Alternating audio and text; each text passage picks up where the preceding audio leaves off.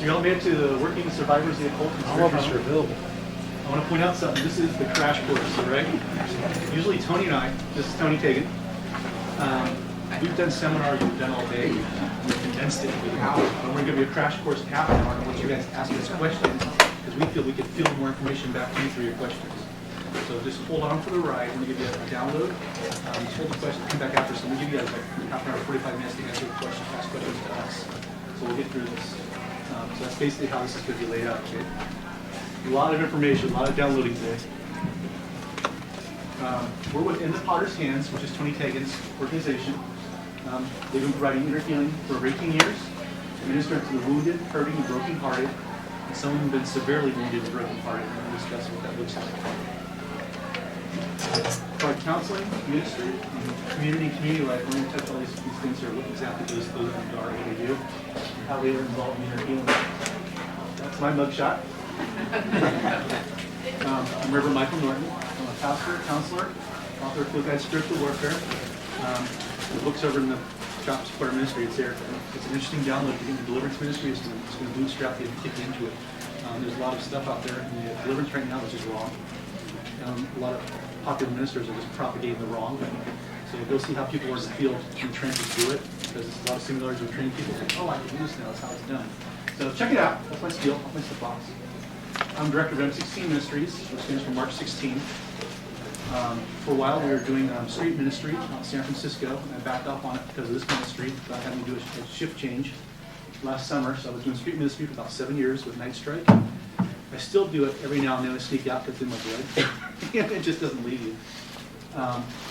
Extreme spiritual warfare, which I call this is exorcism. I'll get to that. I'm an exorcist. People going, yeah, right. It's different from deliverance. I call myself an exorcist because when the church has exhausted all its avenues in deliverance ministry, they need the next step up in warfare. A lot of times the churches are not prepared because they walked into a house, they got scratched, they got sick. That's when they call me. It's next level warfare. I'm not a Catholic exorcist. We're different. We all now tag team each other, know each other around the country. We know who the real ones are, who the frauds are. And we say some nasty things about the frauds because we know who they're at. So we're networked, both Catholic and Protestant. That's kind of crazy how we're working together. We get phone calls. I'm a Catholic exorcist, but I know you're Protestant. That's what they call us. Can you handle it? Yes, I'll handle it. So it's kind of cool how we just shift back and forth across the aisle here. And we do deliverance ministry. I don't do so much deliverance ministry anymore. There's so many people out there. I just backed off on it.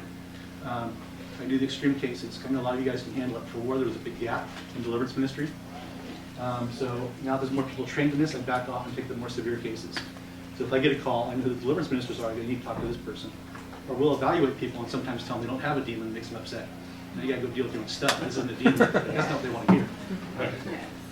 Tony Tagan, CEO of In the Potter's Hands, pastor, counselor, intern, trainer, speaker, all the above. MA in Biblical Counseling from Bay Spring Christian University.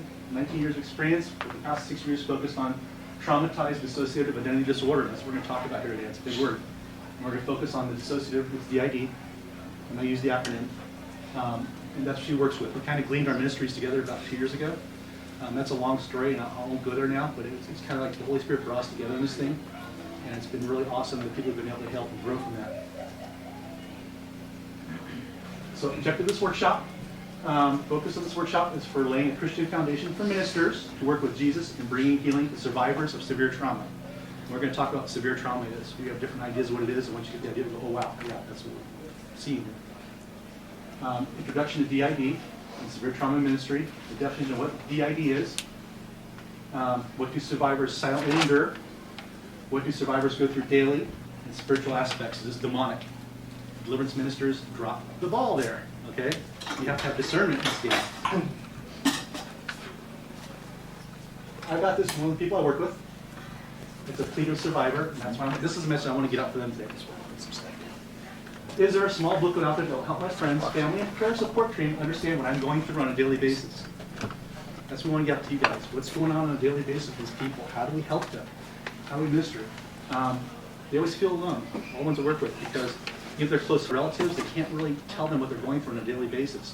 It's kind of a little prison for them. So I want to help share with you guys on what's going on a daily basis and how we can help these people. Now, the other thing we have too, no one knows how to pray for me. We got to drop going into deliverance mode. Okay? Listen to what they're asking and pray for that. Because a lot of times they know the best. If you have discernment, you know it's a demon. If you don't have discernment, don't go there yet, right? This Holy Spirit will evaluate what's going on and give you the information without discernment. Let him be in charge. Dissociative identity disorder and severe trauma. I chose this picture because it represents what we see as a soul. A full soul would be like a mirror with a face reflecting back out. DID, it's fractured. Somebody took a hammer, fractured them. There's all these splinters of a soul going off, and that's a fractured soul. Each one of these pieces can be an identity or a part. We call multiple personality disorder. That's not quite the case. It's identity.